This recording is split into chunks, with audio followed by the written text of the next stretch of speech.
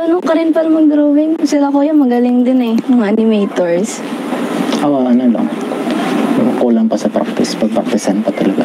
Okay, nadadaan naman yan sa practice. Di ba taga Davao ka? Kumusta ka dito? Like, nakaka-adapt ka ba ng maayos? Opo, lang ako. Adjust lang ako dito sa mga tao. At saka okay lang ako rito. Paano ka napunta dito? Layo ng Davao. Dahil kay Tata Henry. Okay. Si Pastor. Paano mo nakilala? Kapitbahay kami doon dati. Okay. Tapos, in-invite niya ako dito para mag-aral. Nagpapasalamat ako sa inyo kay Kuya Rab niya at saka kay Kuya Balated na nang dahil sa inyo ay nakapag-aral ako dito. Okay lang yan, pagbuti mo lang para dun sa paraang yun makabawi ka sa kanila. Ayos ka lang? Opo, ayos lang po. Sure ka? Opo. Baka hindi. Parang hindi. Medyo ako, nahiya po ako. Sabi, huwag ka mag-post sa akin, no? So, tanda ka sa akin. Ay, sorry.